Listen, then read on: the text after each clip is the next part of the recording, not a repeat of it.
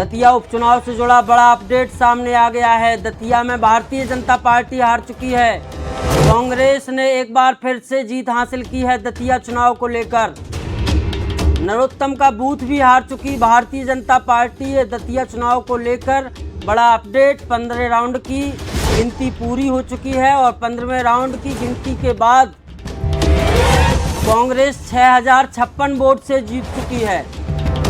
2 round में तेजी से कांग्रेस का ग्राफ भले ही घटा हो, लेकिन आखिरकार 15वें राउंड की गिनती पूरे होने के बाद 6056 वोटों से कांग्रेस के प्रत्याशी घनश्याम सिंह चुनाव जीत चुके हैं। दतिया से जुड़ा बड़ा अपडेट, भारतीय जनता पार्टी 6056 वोटों से चुनाव जीत चुकी है। भारतीय जनता पार्टी के प्रत्याशी आशुतोष नायक चुनाव हार चुके हैं।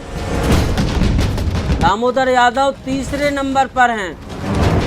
तो दतिया उपचुनाव से जुड़ी बड़ी अपडेट, 15वें राउंड की गिनती के बाद कांग्रेस के प्रत्याशी घनश्याम सिंह 6056 वोटों से चुनाव जीत चुके हैं।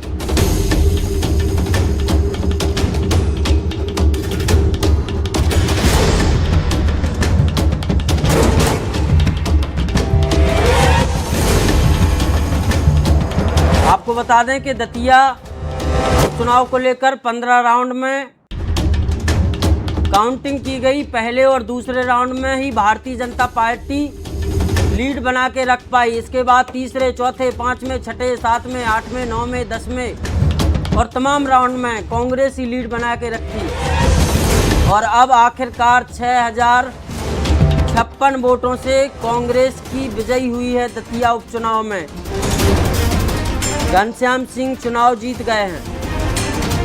भाजपा प्रत्याशी आशुतोष तिवारी चुनाव हार चुके हैं। एक बड़ा अपडेट दतिया उपचुनाव को लेकर, 15वें राउंड की गिनती पूरी हो चुकी है और दतिया से भारतीय जनता पार्टी चुनाव हार चुकी है। भाजपा के आशुतोष तिवारी चुनाव हार चुके हैं। 2023 का आपको बताएं, मुकाबला भाजपा के नरोत्तम मिश्रा और कांग्रेस के राजेंद्र भारती के बीच हुआ था।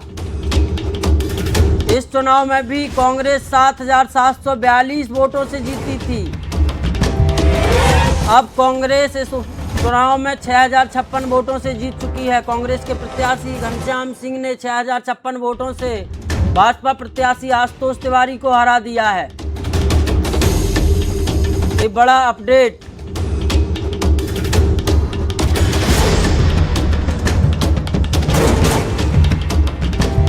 दतिया की जनता का बड़ा जनादेश। एक बार फिर से कांग्रेस दतिया का चुनाव जीती है।